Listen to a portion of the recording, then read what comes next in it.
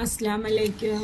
എന്തൊക്കെയുണ്ട്? അൽഹംദുലില്ലാ. അപ്പോൾ ഞാൻ ഒരു ബീഫ് ഫ്രൈ ആണ് കാണിക്കാൻ പോണത്.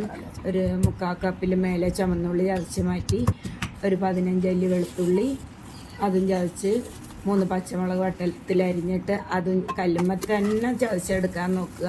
എന്നിട്ട് ഇതെല്ലാം കൂടി യോജിപ്പിച്ച് വെക്കുക. എന്നിട്ട് 1 കിലോ ബീഫ് നെയ്യുള്ളത് കഴുകി വെള്ളമൊക്കെ കളഞ്ഞ് കുക്കറിലോട്ട് ഇട്ട് കൊടുത്ത്, ഈ പച്ച മസാല അതിൻ്റെ പകുതി നമ്മൾ ബീഫിലോട്ട് ഇട്ട് കൊടുത്ത്, 2 കറിവേപ്പില, 1/2 ടേബിൾ സ്പൂൺ മുളക് പൊടി, 1/2 table spoon garam masala, 1/4 teaspoon മഞ്ഞൾപ്പൊടി, 1 ടീസ്പൂൺ ഉപ്പ് ഇട്ട് നന്നായി തിരുമ്മി യോജിപ്പിച്ച് നമുക്കിനി ഇത് പ്രഷർ കുക്ക് ചെയ്ത് നല്ലപോലെ വേവിച്ചെടുക്കണം. അപ്പോൾ ഞാൻ കുക്കറിൽ ഒരു സിമ്മിലിട്ട്, സ്റ്റാർട്ടിങ് തന്നെ സിമ്മിലിട്ട് ഒരു 10 മിനിറ്റ് അങ്ങനെയാണ് ഞാൻ വേവിച്ചെടുത്തത്. അപ്പോൾ അത് നല്ല പഞ്ഞി പോലെ വന്നിട്ടുണ്ട്, കണ്ടില്ലേ? പിന്നെ നമുക്കിത് പൊരിച്ചെടുക്കണം. അപ്പോൾ 1.5 ടേബിൾ സ്പൂൺ എണ്ണ ചൂടാകുമ്പോൾ 1 സ്പൂൺ കരിഞ്ചീരകം ഇട്ട് പൊട്ടിക്കുക. പിന്നെ ഒരു 2-3 വറ്റൽമുളക് അതും മുറിച്ചിട്ട് അതും മൂപ്പിച്ചെടുത്ത്, 2 കറിവേപ്പിലയും കൂടിയിട്ട്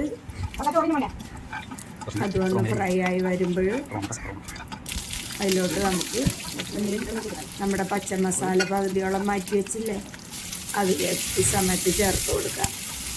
ചേർത്ത് നന്നായിട്ട് വാട്ടി മൊരിച്ചെടുക്കണം. മൊരിച്ചെടുത്ത് കഴിഞ്ഞിട്ട് നമുക്ക് ഇതിലോട്ട് ഇനി പൊടികളാണ് ചേർക്കാനുള്ളത്. നമ്മൾ ബീഫിൽ മല്ലിപ്പൊടി ചേർത്തിട്ടില്ല. സോ നമ്മൾ മല്ലിപ്പൊടി 1.5 ടേബിൾ സ്പൂൺ ഈ മൊരിഞ്ഞ മസാലയിലോട്ട് ചേർത്ത് കൊടുക്കുക, ഇളക്കുക. അതുപോലെ തന്നെ 1/2 ടേബിൾ സ്പൂൺ മുളക് പൊടി വീണ്ടും ചേർക്കുക, 1/2 ടേബിൾ സ്പൂൺ ഗരം മസാല അതും ചേർത്ത് ആ പച്ചമണമൊക്കെ മാറണ വരെ മൂപ്പിച്ചെടുക്കുക. എന്നിട്ട് നമ്മൾ വെന്തിരിക്കണ ബീഫ് വെള്ളത്തോടുകൂടി തന്നെ ഇട്ട് കൊടുക്കുക. എന്നിട്ട് വെള്ളം കൂടുതലുള്ള വെള്ളം നമുക്ക് ഹൈ ഫ്ലെയിമിലിട്ട് വറ്റിച്ചെടുക്കണം. വറ്റിച്ച് തുറന്ന് വരുമ്പോൾ നമുക്ക് സിമ്മിലോട്ടാക്കിയിട്ട് 1 ടേബിൾ സ്പൂൺ എണ്ണയും കൂടി ഒഴിച്ചു കൊടുക്കണം. എന്നിട്ട് നല്ലോണം വരട്ടി വറ്റിച്ചെടുത്ത് ഈ പരുവത്തിൽ നമുക്ക് കഴിക്കാൻ ടേസ്റ്റാണ്. ഇപ്പോൾ നമ്മൾ ഉദ്ദേശിക്കുന്നതല്ല, മൊരിഞ്ഞ് കറുത്ത ബീഫ് ഫ്രൈ ആക്കാനാണ്.